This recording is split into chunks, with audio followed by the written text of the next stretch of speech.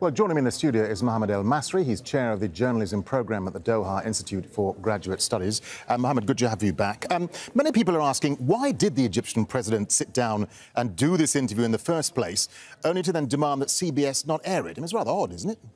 I was initially stunned when I found out that he was going to do this interview with CBS. And to me, it just reflects a profound lack of awareness of what 60 Minutes is, what CBS News is, and how news media work in the United States. It almost seems as though el-sisi and his advisors thought that this was going to be, you know, like any other news interviews that he does with the Egyptian news networks, right? The propaganda networks. But el-sisi has a really poor track record with interviews, particularly, Western newspapers.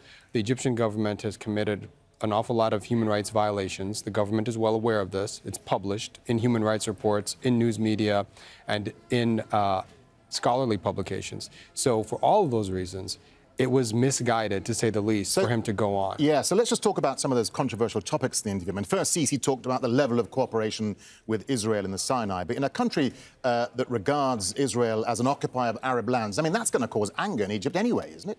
Right. And there again, I think this is just I can only describe it as a stunning lack of awareness for an Arab leader to sit up and admit publicly what, quite frankly, scholars and analysts already know, but which the masses of Egyptians might not know or might not be willing to admit or grapple with. Cooperating with Israel is a no-no for a lot of reasons, and for him to sit up and say so on international television, again, it reflects a lack of awareness. Yeah, and Mohamad, you touched briefly on the human rights issue. I mean, el-sisi said that the Human Rights Watch report that claims that Egypt is holding about 60,000 political prisoners in their jails is false. But I mean, that contradicts what all the rights activists are saying, that thousands are held in jails, even without charge or trial. It doesn't just contradict what the human rights people are saying. I actually wrote an article about this a couple of years ago in Al Jazeera in response to what Sameh Shoukry, the foreign minister, had said at the time, which is similar to what el-sisi is saying now, that we don't have all these people in jail. What I did in that article is I went back to the Egyptian Interior Ministry's own statements to demonstrate that they had admitted arresting tens of thousands of people.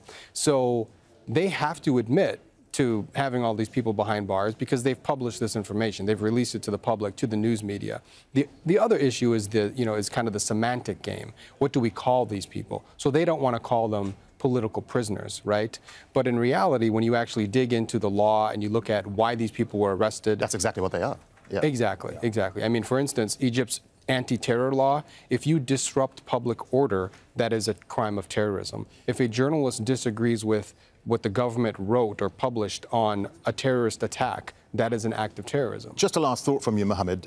Has this interview then backfired on el-sisi? I mean, given the sort of controversial nature and his spat with CBS, who ran it anyway? Yeah. Well, I don't think there's any question, as evidenced by what you said in the lead-up, that they called CBS and tried to get the interview killed, right? He wouldn't do that unless he recognized that this was going to cause kind of an uproar inside of Egypt. And now they're really trying to do what they can to make sure that Egyptians... Damage limitation. Yeah, and to make sure Egyptians don't watch the interview. Mohamad Elmasry, thank you very much for talking to us. Thanks.